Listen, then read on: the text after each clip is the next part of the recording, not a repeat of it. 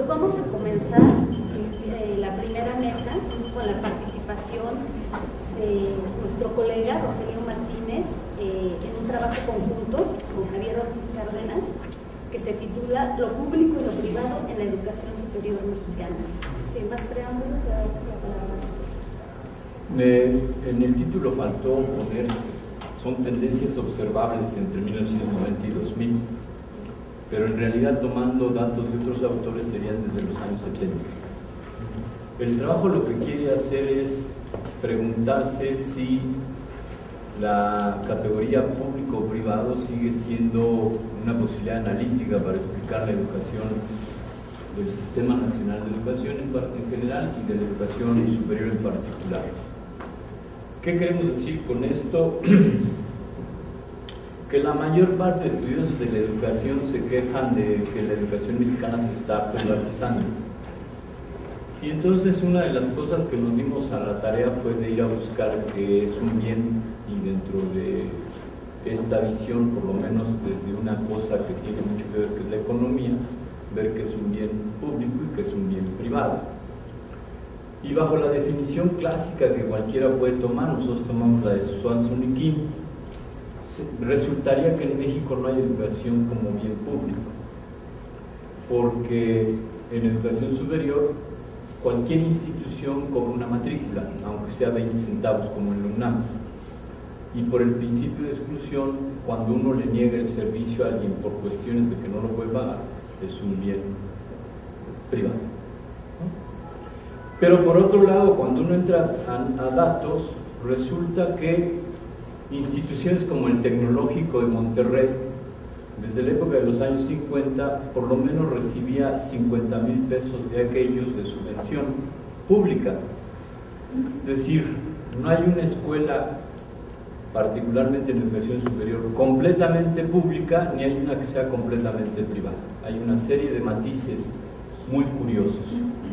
Particularmente si analizamos las nuevas tendencias de la educación superior, tenemos, por ejemplo, ahora que el TEC de Monterrey, que en México es considerado como privado, tiene convenios de colaboración de docencia e investigación con universidades públicas de otros países. O tenemos el caso nuestro, donde tenemos una universidad pública, pero que tiene patrocinio bajo investigación de instancias privadas, como Resistol, por ejemplo. Entonces, el dominio público-privado empieza un poco a desfigurarse, por lo menos en los términos que la mayor parte de estudiosos aluden. Por otra parte, las instituciones públicas en general tienen muchos convenios y becas de carácter privado. Y instituciones privadas demandan recursos, particularmente en investigación, que es donde se liberó, de corte público. Y entonces la figura público-privado parece que nos entrampa. Los números relativos, por otro lado, de matrícula o de número de instituciones por tipo, subtipo o por planes y programas de estudio, de repente nos bloquean la información. ¿Qué quiero decir con esto? Por poner un ejemplo, si la educación privada tiene 2,000 alumnos, en un año, cuando mete otros 2,000 alumnos, creció el 100%.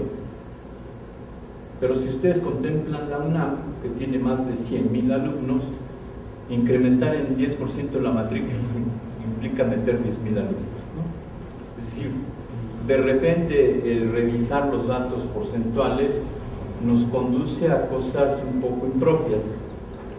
En términos del sistema o el subsistema de educación superior, parece que los datos revelan que en México se está resolviendo de alguna manera, uno, el crecimiento en términos de cobertura. Es decir, hoy se cubre 3 veces más población que en los años 60 o 70. Dependiendo de la fuente, estamos cubriendo entre el 30 y el 46% del grupo de edad, considerando grupo de edad entre los 18 y los 24 años. Es decir, solo contemplando alumnos regulares. Esto se desdibuja cuando vemos la demografía propia de la educación superior, porque a partir de los años 2000 para acá empezamos a tener una matrícula significativa de grupos fuera de edad, es decir, gente de más de 40 años. Es decir, alguno de ustedes ha tenido alumnos que llega un abuelito a estudiar porque sus nietos y sus hijos ya se recibieron y deciden ingresar. Y no hay un tope de edad máxima para ingresar a la licenciatura. Pero también estamos encontrando gente de menos de 18 años, gente que ha encontrado desde la secundaria que puede cursar educación abierta, y entonces nos están llegando de 15, 16 años, ¿no? El caso más famoso es un niño que hace 2 años, 4 años, no, hace 2 años fue recibido en la UDLA para cursar 2 licenciaturas, ¿no? Y el muchacho tenía menos de 18 años, que es la edad normal. La composición que demanda de diversidad el país para este tipo de estudios ha sido suficientemente cubierta, porque nosotros tenemos en educación superior, que es algo más que la universidad, tenemos 2, 3, 4, 5, 6 tipos de instituciones genéricos, las llamadas universidades, los institutos tecnológicos superiores tipo C, los tecnológicos superiores estatales, otra denominación que se llama otras, los institutos y los institutos tecnológicos. Si son de carácter público, tenemos 40 subtipos, que van desde universidad autónoma, universidad estatal y universidad, como sería el caso del OPN o de las Fuerzas Armadas, donde son públicas, pero no son autónomas, pero tampoco son estatales. En los tecnológicos tenemos el POLI como un tipo de tecnológico tipo C, pero también están los tecnológicos agropecuarios o los forestales o los del mar. El más amplio es las otras, porque van desde academias, escuelas, liceos, seminarios y demás. En el ámbito privado, el subtipo es de 34 diferentes manifestaciones de este tipo de instituciones. La organización que se presenta en las instituciones de educación mexicana es de aproximadamente 26 formas diferentes. Esto va por áreas, por campus, en el caso de nosotros estamos por divisiones, pero podemos tener unidades, y la unidad también es una parte de la clasificación de los subtipos, entonces hay que tener cuidado. Lo que no hay claridad es qué diferencia jurídica en términos de establecer planes y programas de estudio existe, por ejemplo, entre un complejo y una escuela. Estoy hablando solo de nivel superior. Y entonces tiene uno que entrar a dos cosas interesantes. Uno es la norma jurídica que constituye una institución, donde básicamente velamos si hay autonomía o no, y las formas de organización. Pero si entramos eso en México, hay dos cortes interesantes. Uno es el tipo de legislación que tenemos, es decir, hay constitución, leyes federales, estatales, normas, acuerdos, convenios, pero también están las cuestiones laborales, pero también están las cuestiones que regulan, por ejemplo, la planeación. Y por el lado de la gestión, las cuestiones que encontramos es que independientemente del alcance, es decir, si es federal, estatal o municipal, la mayor parte de instituciones de educación superior han traído a sus formas de trabajo modelos de organización básicamente emanados de la iniciativa privada. Es decir, una de las cosas que no ha hecho la institución de educación superior pública es construir modelos de gestión y de organización realmente públicos. Y ustedes lo notan porque lo que empezamos a encontrar es que, si bien tenemos formas colegiadas que quizás nos diferencian de la educación privada, resulta que se vuelve una guerra donde los académicos más prestigiados no necesariamente son los que saben organizar y gestionar las prácticas académicas. Es decir, un buen investigador, que se supone que es por lo que llega a estos puestos cuando tenemos organización colegiada, no necesariamente es el señor que sabe calcular presupuestos y negociar dinero, que es algo que se necesita.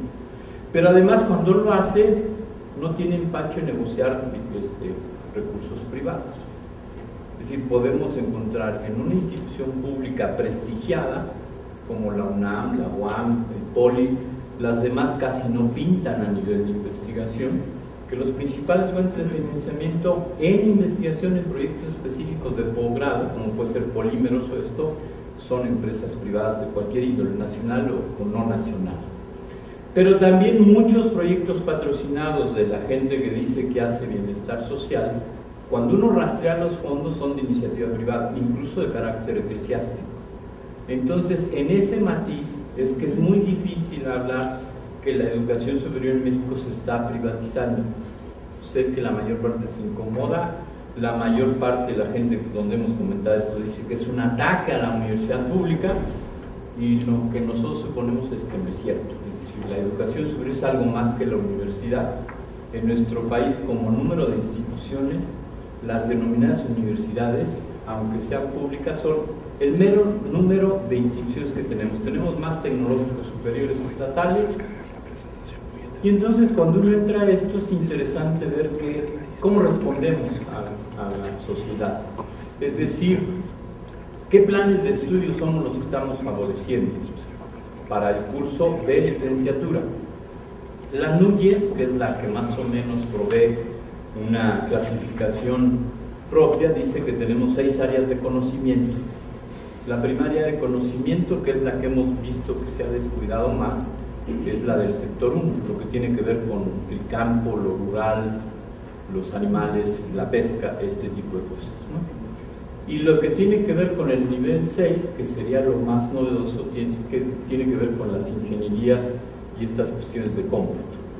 En medio tenemos ciencias de la salud, tenemos ciencias humanas y educación, y tenemos ciencias sociales. Genéricamente, entre los años de referencia, tanto en 1990 como en el 2000, el menor número de subáreas de estudio y planes de estudio por área se da en el área 1, que las compañeras están ubicadas ahí, ¿no? Todo lo que es licenciadas en agronomía, en fitotecnia, en todo esto. No solo eso, sino que además de 1990 al 2000 ha disminuido el número de planes y programas de estudio y de subáreas. Es decir, si en 1990 teníamos 10 subáreas en esa área, hoy tenemos 8. Ahí sí podemos hablar contra lo que dice la gente, que la matrícula se ha hecho pública, porque prácticamente la atención de alumnos de licenciatura en el área 1 no se da por la iniciativa privada. Básicamente lo atendemos las universidades públicas. Sucede algo semejante con el área 2, que tiene que ver con ciencias de la salud, y sucede algo semejante con el área 3, que tiene que ver con las llamadas ciencias duras. Es decir, las instituciones de educación superior que llaman ustedes privadas no ofrecen licenciaturas relativamente baratas como actuaría, o como matemáticas, o como física, o como química. Baratas no digo en términos de los costos, sino de lo que es una necesidad social para países como los nuestros, planteados en una perspectiva que la mayoría de los agentes sociales dice que estamos en una sociedad de la información o del conocimiento. Y eso se va a reflejar en la matrícula, porque estas 3 áreas en particular son las que tienen menos alumnos en el 2000 y en el 2010, mientras que en el 1990 la que tenía menos alumnos básicamente era ciencias agronómicas. Ciencias de la salud todavía tenía un número significativo de alumnos. Ahí tenemos desde gente que va a nutrición, medicina, estomatología. ¿Qué sucede entonces? Que en estas 3 áreas, cuando uno ve la matrícula, sea por entidad, es decir, por estado, sea por región de la NUYES o nacional, básicamente de cada 100 alumnos del área 1, 2 y 3, estoy hablando de salud, ciencias naturales o exactas y agronómicas, los 100 alumnos los atiende el sector llamado público. Ahí entonces opera eso de que se está privatizando. En números absolutos no ha bajado esa matrícula, se ha incrementado, pero en otras áreas se ha aumentado, entonces en números relativos disminuye su participación. Es decir, hoy tenemos más alumnos en agronomía que hace 10 años, pero esos más alumnos crecen menos rápidamente, por ejemplo, que los de ciencias sociales y humanidades. Entonces, en el total porcentual tienen un peso menor. En el área 5, que es el área que tiene que ver con las humanidades y la educación, parece que hay una especie de empate. Casi atendemos el mismo número de alumnos públicas que privadas, casi. De cada 100 alumnos que están en planes de estudio que tienen que ver con música, con pedagogía, con cualquier forma de educación de idiomas, todas esas cosas, casi estamos 50-50. Por supuesto que no considerando la educación normal, porque la educación normal no la hemos considerado porque por disposiciones oficiales su matrícula es restringida, es decir, a una normal como la Escuela Nacional Benemérita de la Ciudad de México no le permiten tener más de 120 alumnos por generación. No hay ninguna explicación, tiene que ver mucho con que van a cambiar el sistema de egreso, donde ya el que egresa de la normal no tiene plaza asegurada como era antes, y todo ese tipo de cosas. Cuando nos metemos al área 4, que es Ciencias Sociales y Administrativas, ahí sí, de 1960, 70, 80, 90, 2000, lo que empezamos a notar es que hay mayor número de alumnos atendidos por las privadas que por las públicas. Aproximadamente de 15 a 20 alumnos más, es decir, si nosotros atendemos a uno en Ciencias Sociales y Económico-Administrativas, la privada atiende a 15. Pero en el área 6 se invierte, en el área 6 que tiene que ver con ingenierías, metalmecánica y demás, resulta que por cada alumno que atiende la privada, la pública atiende de 10 a 15. Entonces, a nivel de cómo respondemos a la sociedad, pues el área 4 a lo mejor se está privatizando, pero el área 6 se está haciendo más pública. Y es tan descuidado esto que incluso no tenemos un término. Es decir, cuando se hace privada decimos privatizar. ¿Alguno de ustedes me puede decir cuando se hace pública cómo se diría? Publifica. Pues ni siquiera tenemos una palabra para nombrar el fenómeno. Entonces, en esos términos, cuando analizamos de esta manera, la categoría público-privado se desdibuja. Desdibuja en términos de que nos explique la totalidad de esa realidad. Nos va a poder por partes. Pero si nos metemos, por ejemplo, al área 4, que aparentemente se está privatizando, y clasificamos a las instituciones no por tipo régimen, sino por tamaño de la matrícula, por número de campus que tiene, es decir, por lugares geográficos donde pone sus campos, por el número de subáreas y diarias que da, resulta que las instituciones que están atrayendo alumnos no resultan ser las privadas, resultan ser las instituciones, y ojo con el dato, de 0 a 250 alumnos,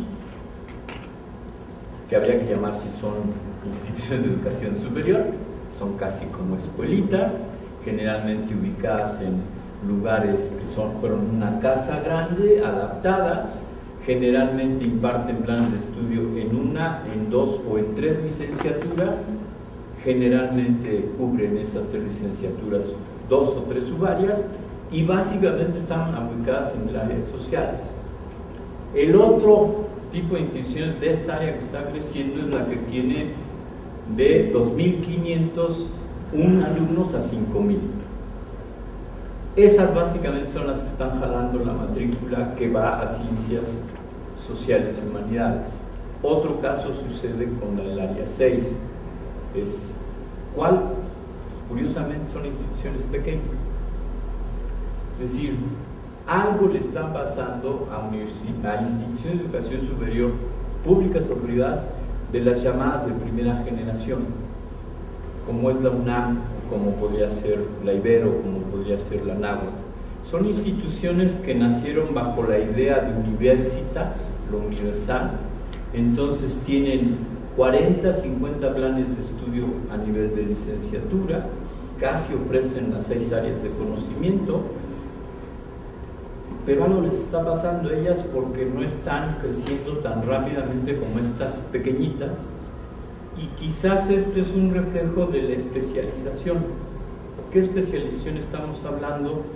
Que si exploramos sobre los ámbitos de la sociología del trabajo, en los puestos de trabajo empezamos a encontrar que ya no se forman plazas de trabajo para toda la vida, como antes hacían. Es decir, yo era actuario y para toda la vida iba a ser actuario, o era físico y para toda la vida. Ahora las vidas efímeras de las plazas son más pequeñas, es decir, la parte de la producción, sea en el sector 2 o sea en el sector 3, está demandando perfiles profesionales que le permitan al egresado ir adaptándose a las necesidades del mercado en puestos semejantes. Es decir, el tipo de cosas que tenemos que enseñar como básicas, como son estructuras de pensamiento o como son el manejo y la construcción de diferentes lenguajes, que no solo es inglés, tiene que ver con cómputo, pero tiene que ver con imágenes, tiene que ver con guiones, tiene que ver con organizaciones laborales, no es la que están atendiendo las instituciones grandes. Entonces, las instituciones que están jalando gente son pequeñas y casi especializadas, ¿no? Es decir, forman 3 licenciaturas en administración y dependiendo de la matrícula ponen las 3 en un ciclo lectivo o nada más abren una. El caso más fuerte, reconocible en México, es la Universidad del Valle de México. La Universidad del Valle de México tiene aproximadamente 22 planes de estudios en administración, distintos: administración laboral, administración turística, administración... Y dependiendo de la matrícula, hable 3 o 4 por cada generación que entre. Esa es una manera distinta de pensar a la nuestra. Nosotros abrimos licenciaturas para toda la vida. Nos cuesta mucho trabajo modificar planes y programas de estudio.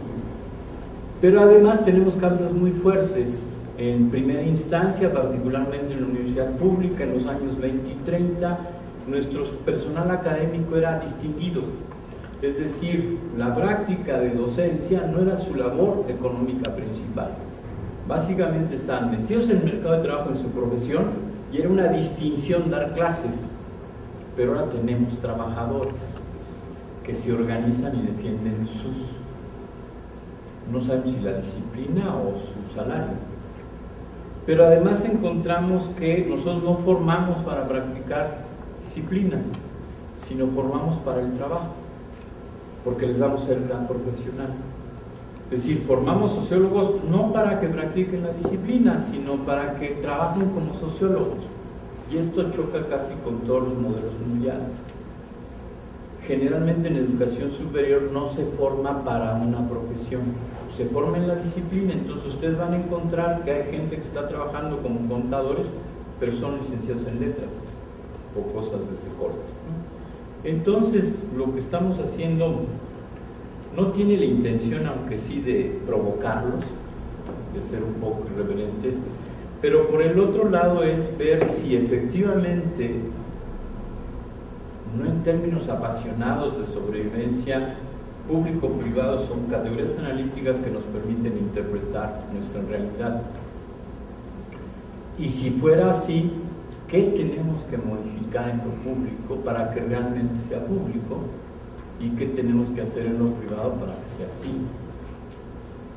Y si mantenemos otra posibilidad, entonces, ¿qué tienen que hacer instituciones específicas como la universidad, que no se organiza ni trabaja como un instituto técnico superior o como un ateneo o como una escuela, precisamente para dejar de ser un discurso? Es decir, precisamente para que, conociendo con mayor detalle la realidad inmediata en un planteamiento global, tengamos la posibilidad de tener egresados críticos, pero también que sepan producir. En esos términos es la participación. Evidentemente, Javier no coincide estrictamente con esto, pero me han dado permiso que el comunicado sea conjunto, ¿no? Acuérdense que él es como 8 años más grande que yo, es de otra generación, y es menos respetuoso que yo. En esos términos, después podremos contestar algunas cosas.